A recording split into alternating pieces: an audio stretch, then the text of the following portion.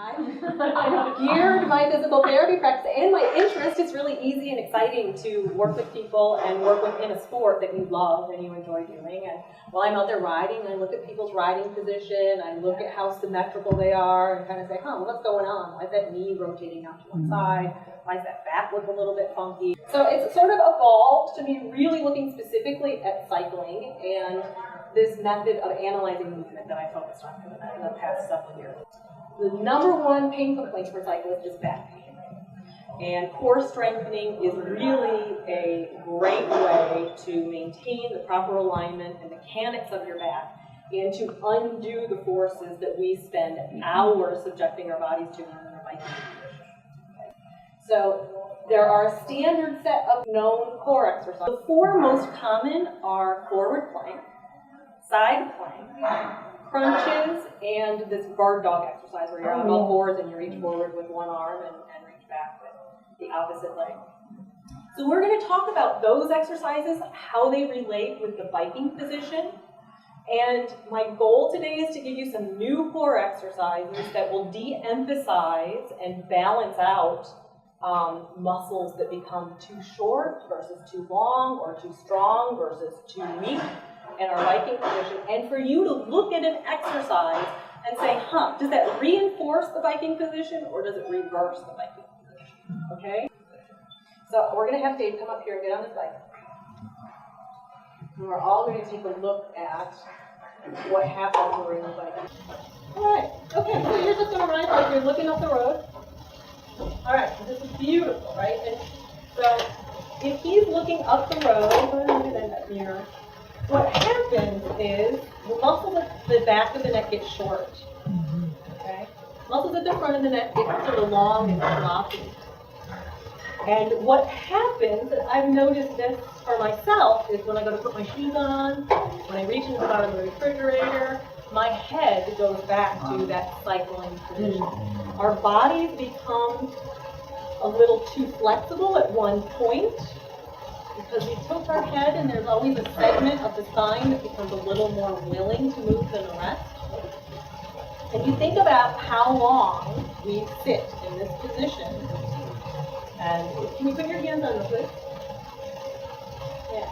And what that does to our neck. And the way I equate the biking position is, if somebody said they sat at their office like this for 2, 3, 4 hours a day, and their back and their neck were killing them, you'd look at them like they were crazy. Why are you sitting in that? So if you've heard that sitting is the new smoking, right? Even though we're exercising and we're delivering oxygen and nutrition via blood flow, that our musculoskeletal system, our joints and our muscles accommodate to this position much the way you would if you're sitting at a desk. And then to compound that, if you do all of the biking and then you work sitting at a desk, frequently we're emphasizing this position. The muscles that are long, stay long. The muscles that are short, pull us into the forward position. Actually, Darren, can you come and sit in this chair? Yeah. So what happens is that the shoulder joint and the pectoral muscles become short, because we're holding our arms and our shoulders at 90 degrees.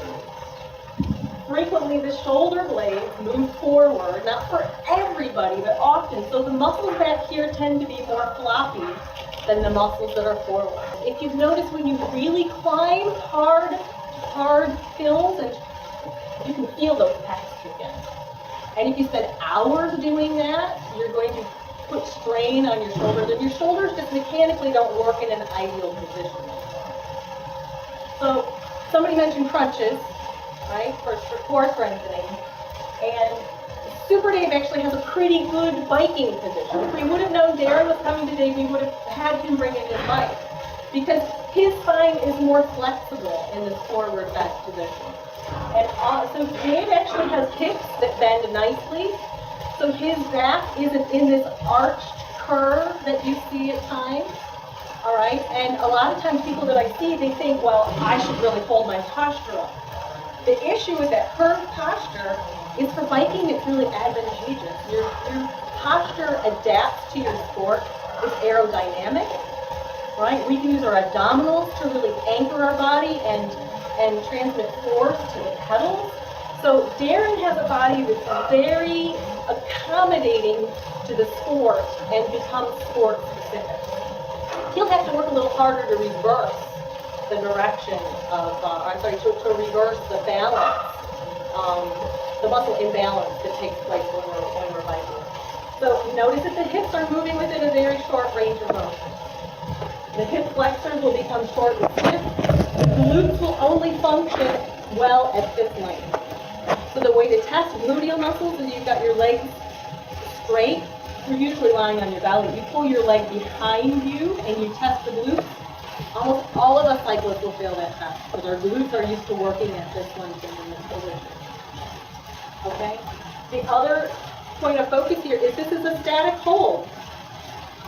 We're sitting here in this position. There's no particular movement of our trunk. So what do core muscles do for us? Well, the first thing they do is they allow us to efficiently transfer power to the pedals. That's why we don't sprint with no hands on the handlebars, right? You recognize that if your trunk is here, if you make your gear hard enough and you try to pedal with no hands, what happens? Your body rotates because you don't have that center core. So you can put your hands on your handlebars, that stabilizes you. But when you go for a sprint or you're trying a really tough hill or climb, your core strength is going to have to generate more stability in order for your body to transfer power to the pedals. The second reason is by handling.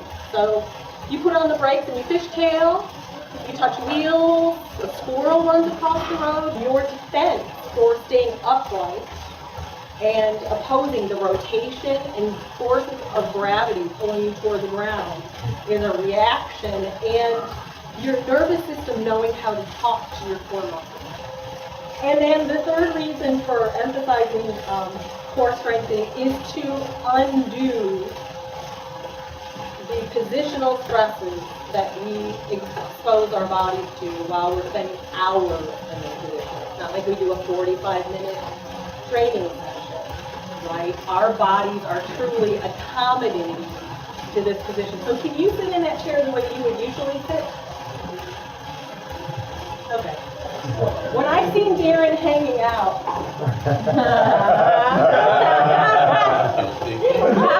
I want you to sit the way, because we're going to illustrate a point here. Let's see you on the side. So you're just going to kind of hang out there. So the reason why I brought these springs is because what happens, especially with our abdominal muscles, and you can stop anytime you want to. Unless you want to get more miles.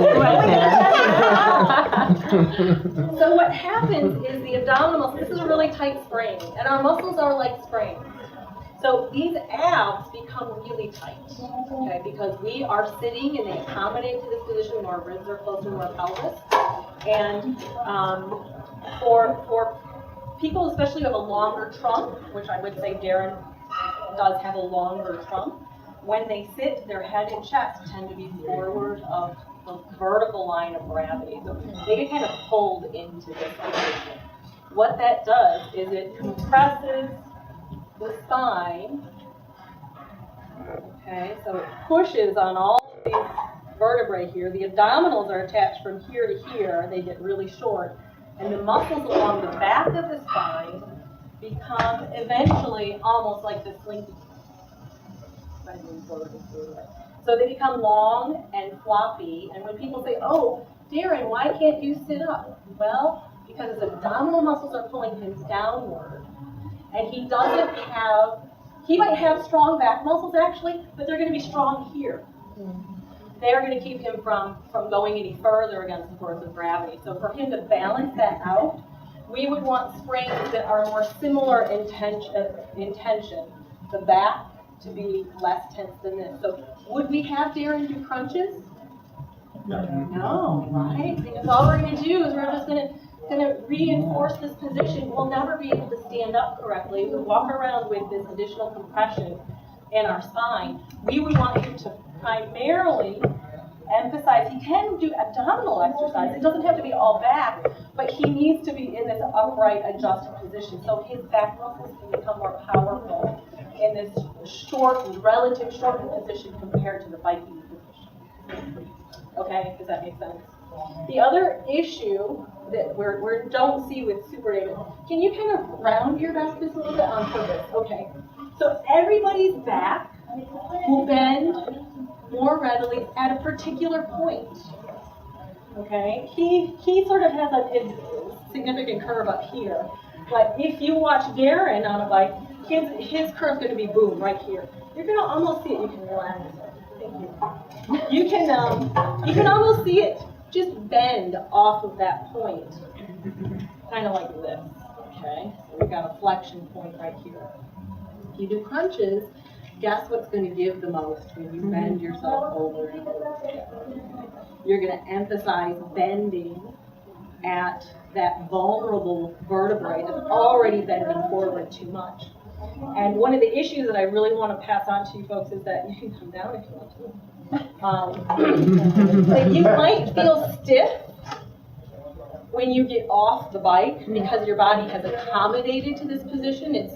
The tissues, the connective tissues have stretched, and they're now not able to stabilize you immediately after you get off your bike. Just because it feels like stiffness does not mean that you're stiff and does not mean that you should stretch. So bending forward more to stretch your back out, since you've been sitting in the bent position, is not the way to go. You should really lie on your back, with your arms straight, put your back against the wall, raise your arms up and down. Something that doesn't emphasize that bending flexibility in the back. Okay. So we're going to take a look at those 4 exercises that I mentioned. We can throw in any others that people tossed out there that they do. We're just going to compare it to the biking position, okay? And this is sort of the beginning of the tools that you'll use. Any core exercise that comes out there, anywhere, you'll say, wow, what does that do for me as a cyclist?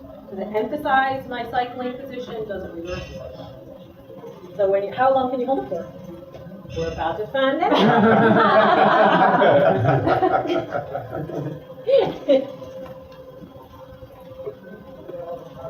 Okay, so what looks familiar? Y'all talk quick, right? The flat back. The back. It's a static hold. Shoulders are in the same position. Look at this neck. Right, boom, biking position, bend. All of the muscles on the front of her body are keeping her from collapsing due to the force of gravity. Her hips are in a better length position, right, compared to his. But those hip flexors are killing themselves. We've already got tight, short hip flexors. We would like to emphasize all this more than what's on the front of the body, more than the pec, more than the head and neck position. So that's plank, okay? Relax for me. Anybody have any questions? Does that make sense when we look at the biking position? Head and neck, shoulder position. Is it moving and dynamic? Is it a static hold, which we're statically holding our bodies for hours? We'd rather see movement. We'd rather see emphasis on the shoulders closing, the shoulder blades closing behind us than things coming forward. Okay, so next one, how about side plank? Only on your good shoulder, please. That's good now. The first thing I'm going to say is I've already kind of alluded to the shoulder position for cycling, right? A lot of people, so we've got this internal rotation. Internal rotation is usually dominated by some big muscles, latissimus pectoralis muscle. It influences how the ball stays centered in the socket of the shoulder joint, okay? And cyclists, for one, don't have great shoulder function or shoulder blade function because we're in this position, we're emphasizing a sport that focuses on our lower body, and frequently people have had upper body injuries from crashes, right? We've had multiple rotator cuff tear, shoulder separation, collarbone fracture. I can almost say almost all cyclists that I've seen for a shoulder issue, they're not going to any formal rehab or physical therapy. They want to get back on their bike to get into this position. They're not working at improving their shoulder mechanics and making sure that they're right. So this space, can everybody see this space? That space is where the rotator cuff tendons attach and move through in order to attach from our shoulder blade to the long bone in our arm, the humerus. All right. It is very important that we have the space available. Otherwise, you get rotator cuff tendonitis, rotator cuff tear, or something called impingement syndrome. Impingement syndrome happens when this ball slides up in the socket and pinches that rotator cuff tendon that's supposed to have free travel in between that space. Okay. So we're going to go to side to side. We're going to compare that to this exercise. Cheryl's always come down here. Okay, how long can you do this, Cheryl? I don't know. So, first thing we see, static hold, right? We're holding that position, her right shoulder is in a different plane, so it's not forward, it's out to the side. We're still holding it, that arm is extended, okay? She's doing it with a straight arm. Let's come down and do it on your forearm, if you don't mind, Carol. Because this position is, I think, more common. Does anybody else have anything to say about that? No, this is actually harder. Okay. Well, you're such a stud. So this position is very stressful for the shoulder. Promotes this impingement position. She, I know, works on her strength. A lot of cyclists don't. This is, I think, a fairly risky shoulder exercise. You should have a very stable and strong shoulder. If you've had a prior shoulder issue, I would strike this off my list, to be honest with you. So it's a static hold. The good thing about it, especially compared to forward plank, is it engages your low back muscles more than it does your abdominal muscles, where forward plank is all in the front of our body, emphasizing it. It engages the hip abductors, which are in this plane, so it's a little bit better than that forward flexed position in the plane that we're accustomed to moving in on the bike. So again, to highlight it, and you can work on your neck position in that side plank a little bit more than the tendency to lift the head and chin and forward plank.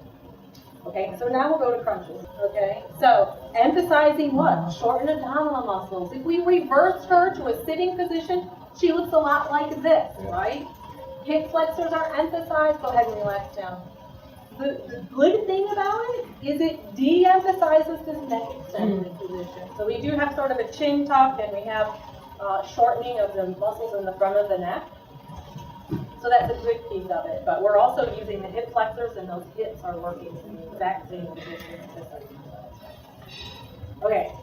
So does that make sense to everybody? Do you feel like you can kind of glance at an exercise and say, neck, shoulder, back, hips? Is it a static hold, just like this position, a similar position? Or does it get you out of that cycling position and emphasize the front of the neck, the back of the shoulder blades, right? Contracting and straightening the spine, and the hips at a much more neutral or extended position. And we are going to go to the all fours with one arm and one leg. So what do you see, Jesse? Well, it's stretching her, this side at least, in the opposite direction. Right. Good. So her right leg is actually in a good position. Left leg emphasizes cycling position, but you're right. Right leg is emphasizing the glutes and it's stretching the hip flexors. You can relax down and switch sides. You okay? Confused. Okay. Just stick an arm and a leg up there. Okay. How about her neck, John? It's in the cycling position. Yeah. But it doesn't have to be. It does not have to be, but when we are in this position and we have to hold our head up against gravity, oftentimes that's what happens. You're absolutely right. So can you pull your chin toward the center of your neck? So that would be much better. You can see she's got her jaw open to get her head in that position. Which a lot of cyclists would do because these muscles become very stiff. We cannot really flex very well. We've got a lot of tension here. We've got all kinds of range here. And it becomes a motor program. It becomes sort of our muscle memory. The path of least resistance, our neuromuscular system is very used to sending signals to those muscles. So this is a very popular lumbar spine. If you have back pain, do this exercise. I never give this exercise to any of my patients because we get way too much loading and forward glide right down here. Okay, so you can relax. So what it does is, remember when I said that if you're in the biking position and you lean forward, there are a couple of vertebrae and a couple of segments that almost always move a little bit more and bend a little bit more than others. What happens when we go into that extended position is, the one thing I can share with you all is sort of as we age, we are moving into this position, which is the position of spinal stenosis. It's extension. It crunches those vertebrae, or it crunches the vertebrae together and puts pressure on the nerve roots that come out between these little holes. Okay? It's a position you don't really want to encourage. So even though we want you out of the forward flex biking position, we don't necessarily want you to go to the absolute opposite possible range in the extended direction. Okay? So what I would much rather see is, can you give it up just one more time, Cheryl? This will be the last one, I think. So she's just going to reach forward with one arm. Or, not both, just one arm. Just one arm. No leg. No leg. So that's much better in my mind. So her back is in neutral. We're not having this real extension, this break or point of mobility right here. She's engaging all of these muscles. Her arm is at an extended position, right? And she's emphasizing the shoulder blade muscles, which tend to get stretched out in the biking position. You're going to put that arm down and then pull one leg behind you. Just one leg. Yeah, okay. So she's got a fairly extended. So can you relax that way? Pull your belly in a little bit. Right there. Got it? Yeah, I'd rather see something like that than too much of an extension. It feels better. That feels better? Here, I feel it right here. Yeah, because you get some rotation there. What happens with it then? So our leg can only extend 10 degrees. If our brain says, oh, lift it up really high, what has to go is our pelvis. Okay, so if we don't have any questions, we're going to try to peel this guy off. I get a sneaker thing right here. We are going to go out into the gym. So I would choose 2 or 3 exercises. I would do them 3 times a week if you can, sort of quick and dirty. And I think you need to emphasize that frequency because all of us are spending a lot of time on our bikes. We're not doing 2 hours of riding each week. So in order for that muscle length and for our brains to realize we can actually learn to hold our chin level and we don't have to be here, you have to work on that at a consistent level where the muscles are getting enough input to actually counterbalance the 511. So we're going to do a set of exercises. I'm going to get you going with these, and then we're going to do 2 other exercises where everybody else is sort of doing a round robin type of thing. Okay? So what we're going to do is we're going to step forward first and back. So you want to keep your weight kind of on the back leg. Big step, Howard. Come on. Yeah. Somebody's coming in. Yeah. So you do that. Must be me, right? 15 times. Okay. Stop for me. Then you're going to move your leg at 45 degrees. So if this is 0 and this is 90, we're coming out here. Okay. Big step. Keep your weight on that back leg. Right. Look at Howard's rinsing already. Stop. Now we're going out to the side 15 times. Yeah. Keep your weight between your knees. Don't let your hips shift. Squeeze those abdominal muscles in a little bit, but keep your back straight. Chin is down. In the non-biking position. Relax. Then we're going to go back at 45. There you go. Bend this knee. Keep your weight here. Yeah.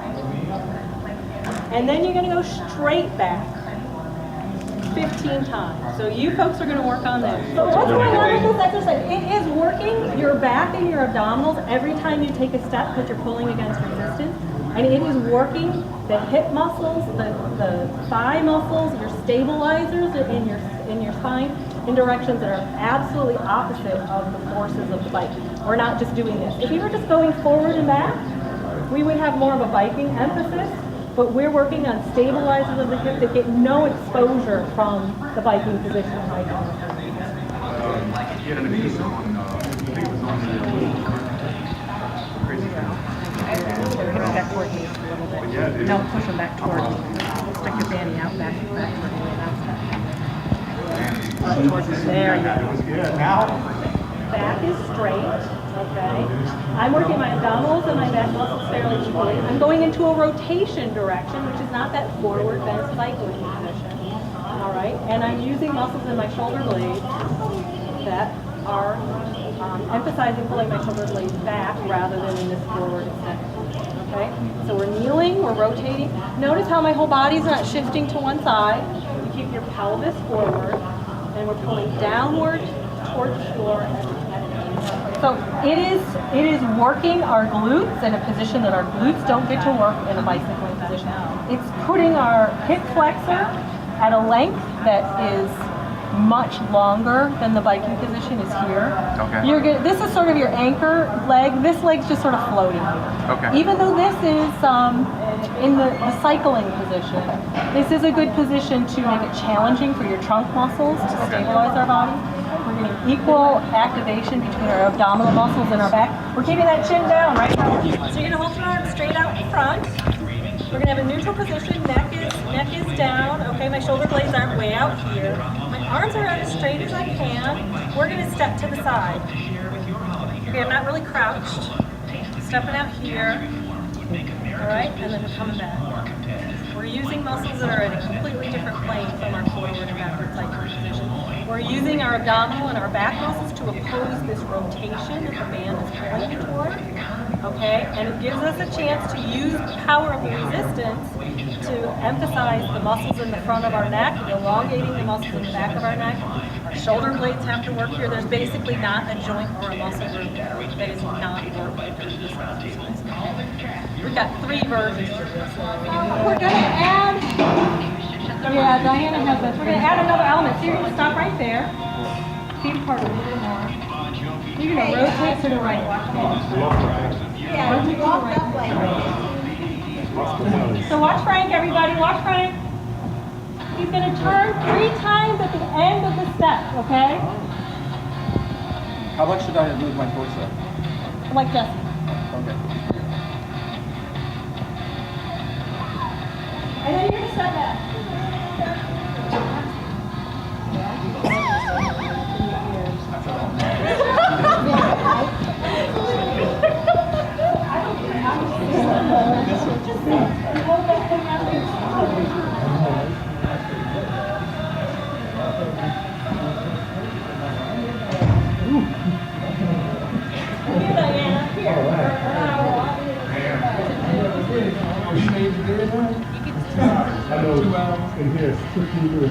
Okay, so we've got one more level here. I'm going to stick this between you guys and we're going to use it. This is a real killer, at least for me. All right, so we're holding the arms out. We're getting out here. And we're stepping over this thing.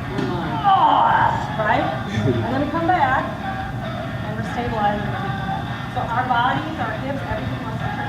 You have to have unbelievable hip stability to not let the band do this. When you come over this thing and you're on one thing. Okay, and then you come back, stop, you don't let it. Yeah. So it should feel like you're using muscles that you're not familiar with because they're not the biking, It's harder when I step back. It feels like it's harder to keep it here than when I was going in. Right, well, because that is a different contraction. And we're also using our body weight to push ourselves out, right? But we have to stabilize in order to come back. Exactly. Exactly. This way we're pulling against the tension. That way the tension's pulling against us. Whatever I put in place. And you can adjust the resistance. So you really should feel like if you take one more step, you need to be the devil how you're following. And so you can either walk or you can stay in the same position. John's saying, what? Oh! I can see the look of it. Oh! Okay. So this is another, I think, fairly amazing core exercise, all right? Be careful if you have a back issue because when you come up here, it can create an arch. All right, we're just gonna pull those bands straight down, okay? When I go up, I'm not gonna let anything change. So my abdominals and my trunk are quivering when I let my arms go back up. Okay, my trunk isn't moved, my chin is down. My hips are straight, they're not in the biking position, right? My shoulder blades are just resting back. Super Renee is going to find this is a stretch because it pulls your latissimus out long. All right, you just pull those arms straight down. And sometimes with this exercise it helps. So John right now has his feet against a rope, which is okay. Howard has the opportunity to, and anybody over here on the white team has the opportunity to brace their feet against something, and that helps a little bit. So come way up on your knees, so you're kneeling. Yeah, wiggle back a little bit, Howard, so you're closer. There you go, David. Woo, look at those legs. Easy, hard. The motion you were doing is correct. Listen, Frank, you're going to grab a ball. Everybody who's in the ankle band group is going to grab a ball. Oh, Diana, you want a bigger one than that. You're going to roll this ball overhead. You're going to keep your body really still. Okay, we're not going to arch the back. You're going to lift that ball off the wall just behind your head 15 times. Chin stays down. Okay, kind of squeeze your glutes a little bit. Yeah. You're doing it against the wall? Use the wall rather than free? Well, I feel like the wall gives you a reference, so you're not swaying. Or the So chin stays down.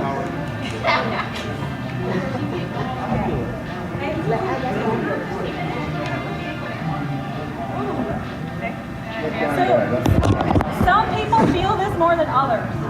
It just really depends on how you're built. This is what will bring you upright from this current forward position. Okay. If these, remember that floppy spring that I showed you? These muscles are too long. These muscles are too short. By emphasizing shortening the long muscles, we will help to bring your body to a more upright position. Belly button in, and you're going to hold the sides of the ball. Darlene, scoot in a little bit closer. You're going to hold the ball and you're going to lift it off the wall 15 times. Arms straight, chin down. So don't, gotcha. All the muscles here, all the muscles here. Squeeze your glutes a little bit.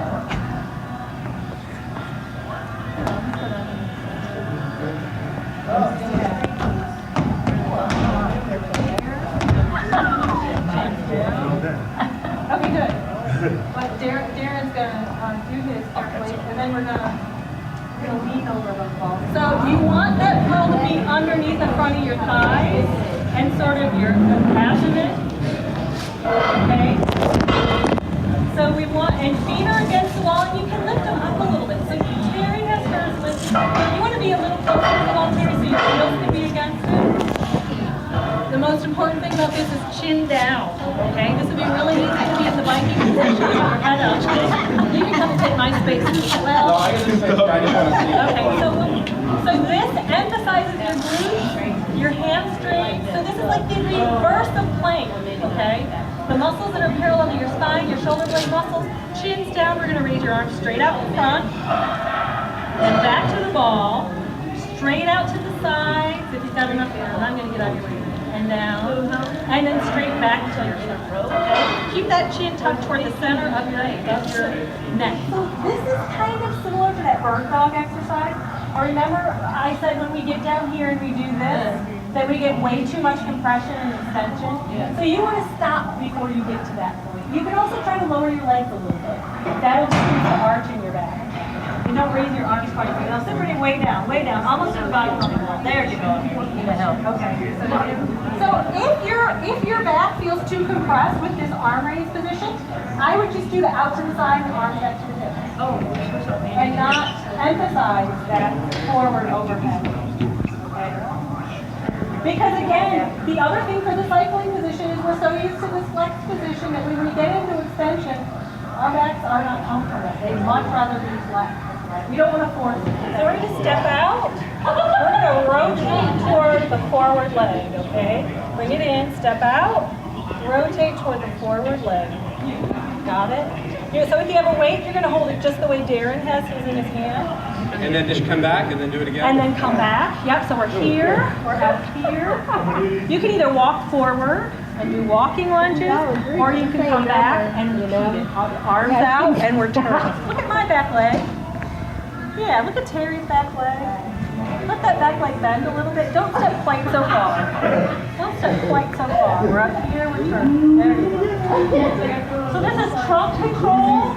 This is stretching the hip flexors, working the glutes in a position that they never see for biking.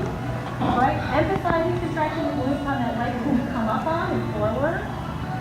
Good head position, Howard. All right, we're going to take the weight and you're going to push overhead. Okay, again, this is emphasizing the muscles along the back of the neck. And so when you go up, we don't want the back to arch, we don't want the head to turn.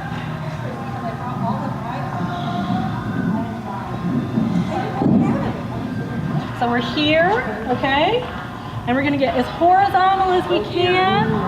Push that ball up forward, all right? My neck position probably wasn't great. Probably. And now, get as low as you can. So this is balance. Research shows that sprinters have excellent balance. All right, right? 12 times on each side. Patient, and then step back. What do you think? Yeah. Out. No, And you bring the leg it's really up. hard.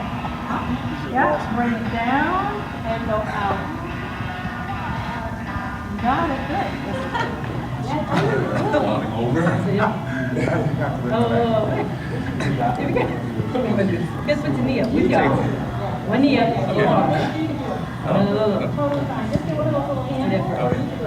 You're going to hold that ball down to the floor and you're going to lift it straight up overhead, chin stays down. There we go. So that stretches his lats, which is great. It gets the muscles that are parallel to the spine. You have to stretch those abdominals just a little bit. Look at these guys. Okay, and we're working this hip and glute out of the cycle. This leg should sort of feel like it's floating along. Yeah.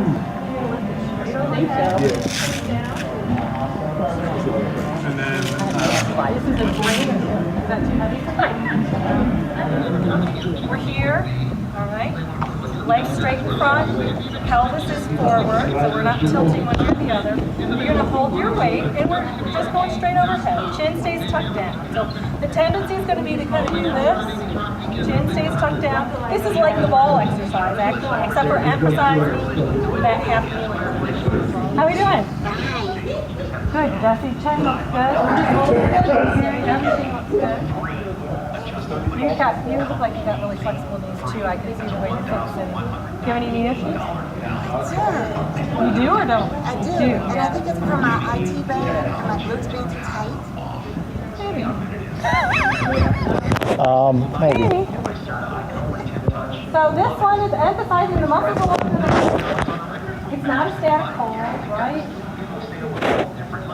We're working the abdominals, but they're working at a length of position. Well, she said her knees hurt. Can your back affect your knees? Two components to back pain are compression.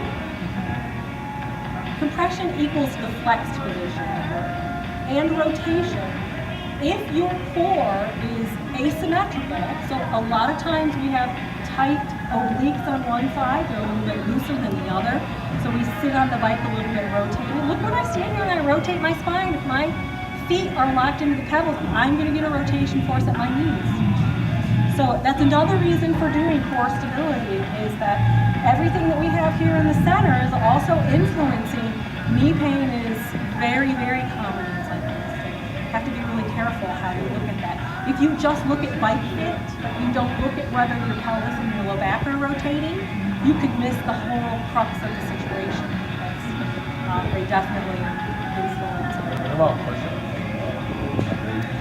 Well, push-ups, you tell me what do they resemble? What exercise do they resemble that we need to plank? Front plank. So I wouldn't say don't do push-ups. I would just say do push-ups and do the wall exercise, either on the wall or leaning over it. So you are not only doing push-ups as a, I know a lot of men that like to do 100 push-ups, but what happens is we actually shift the shoulder joint forward and we're emphasizing that cycling position where we're holding our arms at 90 degrees. So just think about that not being your dominant exercise. We're counteracting it with exercises that bring your arms out wide and focus on your shoulder joints in. And when you're doing the push-ups, make sure that you get that neck position. So one thing is it's very unusual, barring an injury, for a leg length difference to be true. Usually it's an apparent limb length difference, whereas the TFL is too tight. Come on, they're different. Frank's a great example. So, and Jesse might be too. So Frank, I want you to stand and get really comfortable. With all these people looking at him, are you kidding? Not quite, Frank. Move your feet apart a little bit more. Frank likes to stand like this. Okay? Does that feel like home to you? She notices everything. Yeah. Frank, you know, he gets a chance and he's like this. So his abductors are tight. Okay? He's giving into them. So the muscles that pull out here contract out here. And he might feel a little bit of tension. It might feel kind of uncomfortable because they have to elongate when his legs are together. Now we're going to see if his pelvis is level when his legs are wide. His left side's a little bit higher than the other. Now you're going to bring your feet together. Okay? Good. Right side's higher. You could look at him and think that one leg is longer than the other, but it's actually his TFL. When his legs go wide and they're level, go ahead and widen them a bit. His TFL gets to shorten, they're not pulling on the pelvis, okay? We put his feet together, you can see that apparent limb right there. We're not gonna shim his foot on a bike, we're gonna try to normalize that TFL position, and that TFL tension. So that's just an example. So it's generally a muscular imbalance, it's a soft tissue issue. It could be how one hip rotates, one hip might rotate a little bit better than another. It could be, again, that spine position. One of the things I'm thinking about already is how can I do this in my apartment with minimal equipment, you know, like I don't belong to a gym or have a bunch of equipment. So well, and that's why I didn't show you guys anything that was specific to equipment, because these vans are economical. You can get a really cool, just to show you, so you can get this really cool door attachment and you slip it through here, and it depends. Some people's doors are a little too tight, but it has a little beam thing in it, and you just close your door on it, and it basically attaches it the way we have to these time codes. So you can, instead of tying it to a doorknob or trying to find something like, you know, at home, you can secure it with this sort of device, and it really works well. How much are the bands? How much are the ankle bands? And that Oh band? gosh, I don't know. I would say between $15 and $25. It's been a while. I mean, I bought two bands for this class, and I didn't pay more than $11.